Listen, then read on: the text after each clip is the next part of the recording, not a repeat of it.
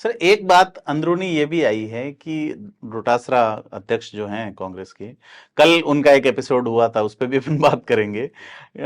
एक बड़ी list, jumbo list जारी की उन्होंने प्रदेश सचिवों की, और ऐसा कहते हैं कि अब तक प्रदेश सचिवों की लिस्ट एआईसीसी से जारी होती रही है, लेकिन यहां से सीधी जारी कर दी गई। 38 प्रदेश सचिव पहले से हैं। इस बार चूंकि ये बैठक तय थी, उससे पहले ये करके और एक बड़ा कुछ माहौल बनाने उस की। पर भी सवाल खड़े हो रहे हैं। जो कांग्रेस लाइक को जो पसंद करने वाले हैं, कांग्रेस के सिस्टम को समर्थन करने वाले लोग हैं, वो खासतौर पर माइनॉरिटी के लोग, वो सवाल खड़े कर रहे हैं कि 85 में से सिर्फ 4 लोग जी को सेक्रेटरी बनाया गया माइनॉरिटी से। तो उनका कहना है वोट तो वो 100% दें जी, और आप उनको जो रिप्रेजेंटेशन है वो आप 2% भी नहीं देना चाहते, 3% भी नहीं देना चाहते, तो उस पर भी सवाल खड़े हो रहे हैं।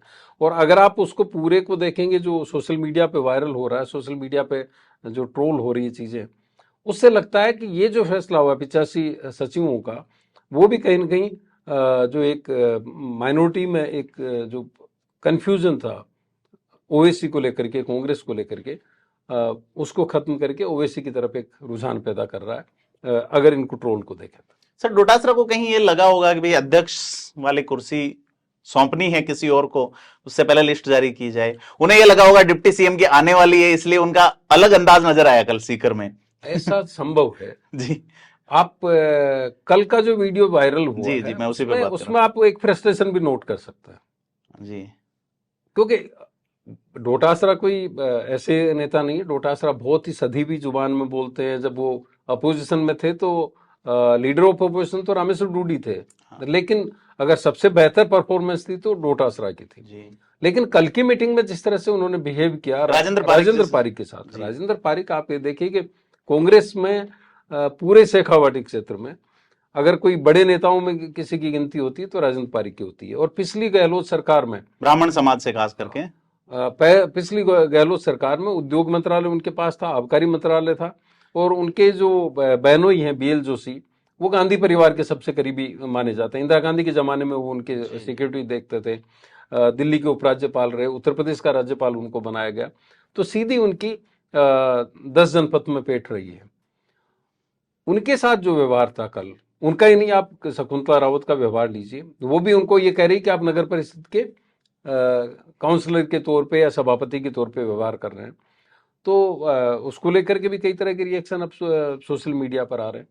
तो इस तरह का बिहेवियर आमतौर पे डोटासरा का नहीं होता है। डोटासरा बहुत सधीवी जुबान में बात करते हैं।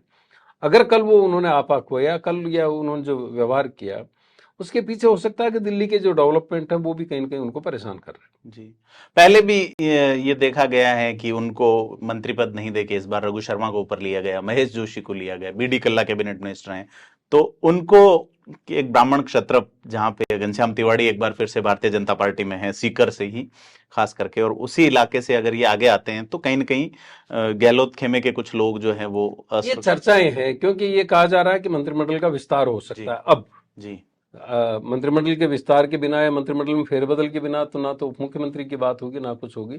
उसमें ये कहा जा रहा है कि हो सकता है राजेंद्र पारिक को लिया जाए। जी, तो एक तरह से ये उसको लेकर के इतराज की भी भूमिका इससे बन गई है, नेगेटिव माहौल, क्योंकि अगर चीजें बदलती है और मुख्यमंत्री अपने हिसाब से कुछ बदलाव करते हैं या कांग्रेस हाईकमान कोई बदलाव के निर्देश देता है, तो उसमें ये कहा जा रहा है कि जो ब्राह्मण वोट बैंक है, खासतौर पर शेखावाटी का, उसको जोड़ने के लिए राजेंद्र पारिक पर कांग्रेस अब फोकस कर सकती है, दांव खेल सकती है। हालांकि वहां राजकुमार शर्मा की दावेदारी है नवलगढ़ से। राजकुमार शर्मा लगातार विधायक भी हैं, उनकी पकड़ भी है, और यूथ जो ब्रिगेड है कांग्रेस की, उसको रिप्रेजेंट करते हैं।